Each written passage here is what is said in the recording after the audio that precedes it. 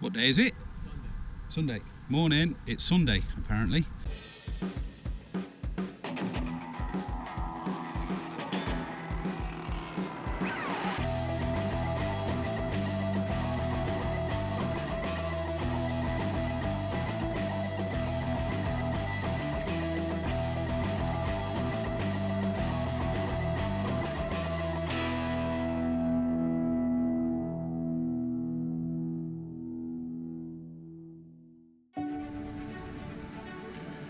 So right down there is where the black bear is that I shot last night.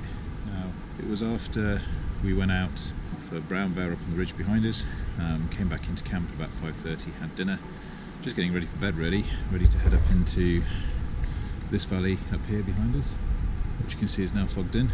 Dan came out to brush his teeth and saw a black bear, feeding in the valley below us. So quickly in, grabbed the rifle, and that was that. So it was too dark last night to go down and retrieve him, so we're going to go and grab him this morning, and then hopefully we can make a plan as to what we're going to do for the rest of the day.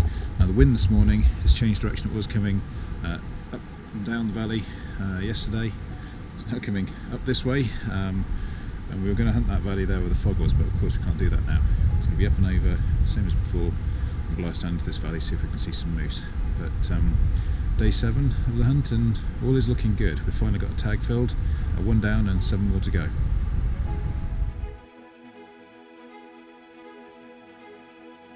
It's Sunday, apparently, and we're into day 7 of the hunt. We had a good walk yesterday, some nice weather, and we got really close to a grizz.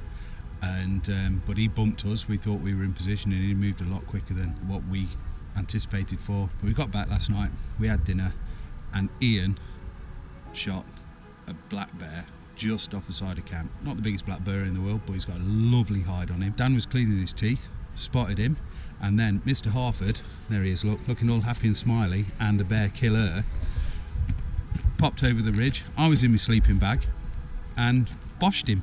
So that was it. We have got fur on the ground, so all is good. But this morning, as you can see, the fog is coming into the valley quick. There was a lot of snow on the hills last night. In fact, it got down to freezing in the tents, so it was a bit fresh this morning. But there's snow all around us. But hopefully the old currant bun will come out, make an appearance, burn this fog off, and we'll be able to get hunting again. But we've got to go and skin this bear now, so that's the next job. And then hopefully we'll be back in the hills. Grand job, catch you later. Whilst we'd have loved to retrieve our black bear last night, its location was far too precarious to attempt extraction. The scents created by a freshly skinned carcass will carry for miles to the sensitive nostrils of a hungry grizzly bear. That said, we're eager to get it skinned out and back on the trail. Not a monster by any stretch of the imagination, but this beautiful black boar is in great condition, such is the quality of nutrition on offer from the berry patches at this time of year. Ian's bear. Nice, pretty looking bear. No rubs. Happy, Mr. H? Top job. So great start to the morning, had breakfast, beautiful weather. It was raining overnight, but it's dropped in lovely for today. The wind has changed direction slightly, giving us an option to go down the valley and chase after moose, but obviously the first job of the day is to come and retrieve this black bear skin. He's a little smaller than we'd seen from up top, but still very handsome bear. Great coat, nice and thick. Clearly the eating here is pretty good, so we've had a nice rested night after a long day in the hill, and looking forward to going hunting some moose now. But yeah, it's been pretty exciting so far. After 6 days hunting, it's great to finally get something on the ground. We've seen a lot of game, so to get this guy down, we're pretty pleased with the results so far. That's the start to the day, but there's still plenty more to do. So Wildy, let's go and chase you a moose. No worries. This unexpected harvest is exactly what the team needed to lift our spirits. The rain, wind, snow and disappointment of the past week are very much a thing of the past. With recharged batteries and our enthusiasm renewed, we set forth into the wilderness once more, this time with moose on our mind. We take up position on our vantage point at the end of the airstrip and are treated to a spectacle worthy of National Geographic. Steve has spotted a good moose bull bedded down with a group of cows, but just as we're planning our approach, a grizzly bear turns up and spoils the party. So much for the carefully laid plans, but we're hopeful the moose won't go far. You're not going to break him from 6 cows though. No. So it's been a exciting morning so far. Least. Yeah, to say the least. So saying we haven't left camp is unbelievable. Yeah, I don't think we've seen so much action from one place in the entire trip. No. So started off skinning the bear, left Tony with that, and then the wind's been blowing that way, and that way, and that way, and that way, and that way. So just went down to the end of the airstrip just to see what we could see. I spotted a really nice bull moose. Very just big come moose. clean. Yeah, big bull moose. We decided we were going to have a look and try and make a play at him. While we were doing that, out popped a Grizz. Obviously, I'm more interested in moose. I'm more interested in Grizz. So to have both in the same place at the same time was slightly confusing. Yeah. And then it was amazing. The bear could definitely smell the moose. The moose was bedded. He was taking no notice of anything whatsoever. Looks round. Next minute, a cow bolts out the alders like that. Moose looks like that. Jumps up. And off ski. Good one. So both of the trophies that we are looking for met face to face. In the same Mexican standoff style. Yeah, unbelievable. It was quite cool. So the brown bear's still out there. We're hoping he's going to stay out there feeding on the berries. We're then hoping that big trophy moose works his way around and onto the plateau over to my right hand side here, where they seem to have been there for a few times. We've seen the cows up there, haven't we? Yeah. So hopefully she'll come down and come up again and bring him with her. Yeah. So. And then hopefully we can shoot the moose over there and bring that bear in closer as well. We're trying to keep everything as close as we are to camp, make packing out a lot easier. He's very considerate about my poor old knees. Yeah. But it has been an amazing morning so far.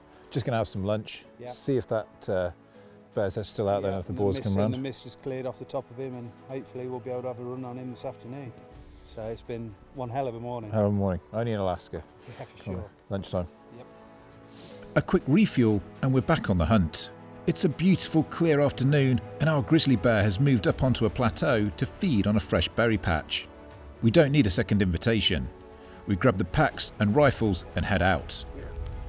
Whilst it doesn't look that far, there's some serious ground to cover before we get into position to take a shot.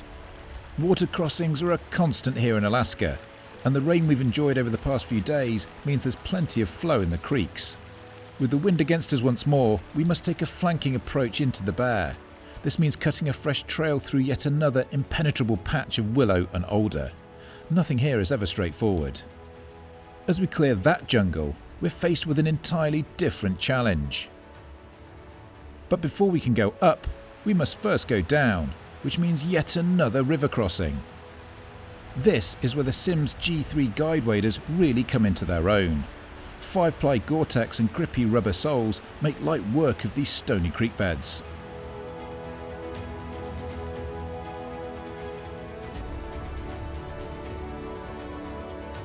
Once onto the plateau, we start to make good progress, covering ground quickly. Wildy sniffs the air. He feels we're getting close. And he's not wrong.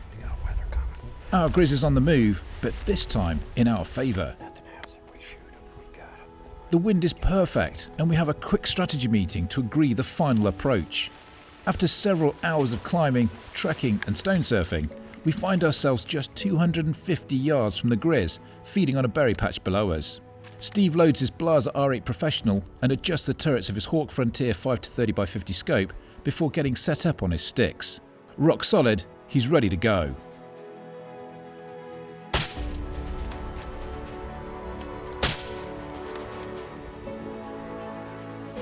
Beautiful shooting from the wild man, and the Grizz is dispatched quickly and humanely. Hunting grizzly bear in Alaska is a lifelong dream for Steve, and he's more than a little overawed by the situation. After we're sure the bear has passed, we make our way down to retrieve our prize. She's a beautiful old sow, well past breeding age and teeth worn down to the gums. This is without doubt the bear we saw breaking up the moose party earlier in the day, and we wonder if we might yet reunite them. What an incredible hunt. It was, it's been about 2.5 hours since we spied him off the runway, and he looked like a pretty straightforward stalk. We debated on going down and having a go at the bull moose down by the up there, but we decided that this guy would be easier. Too good an opportunity to miss. We were way wrong, weren't we? Yeah, it wasn't easy. Oh my God, it wasn't easy. I had Ian asking me if I was going to pass out halfway up. Yeah. Take a drink of water. Red kettle, the steam was coming off his face. It's normally a warning sign for me to feed him or slow him down. Yeah. You kept going, didn't you, buddy? We got here, didn't we? I shot him just off the back of a knoll, about 255. I've been to Canada and I lost a black bear. Redemption, I tell you now. Bit emotional. Cheers, bud. Awesome, tacular. But after paying our respects to the fallen game and taking in the enormity of the situation, there's still plenty of work to be done and the afternoon is drawing in. With the hide and skull removed, Wildy insists on packing out his own trophy, which is no easy task. The rain descends once more, and it's now a race against time to make it back to camp before dark. What's that? We need to make a trail anyway for tomorrow. Yeah, that's why we're kind of trying to look at that, because that bench might be the easiest way to get over to that bench there. We survey the landscape, looking for the path of least resistance, but here there are no easy routes. But that doesn't stop the wild man. Loaded up with his giant grizzly bear pelt, made even heavier by the rain, he's already carving his own path. The journey back is very familiar.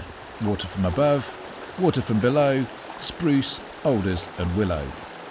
But it's teamwork that gets us through.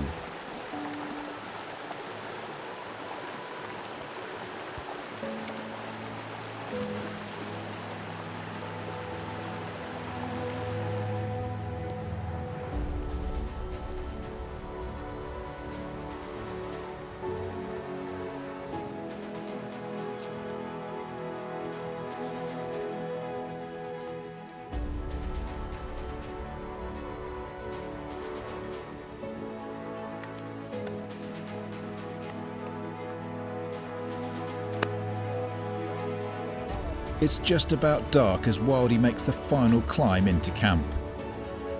He'll sleep well tonight.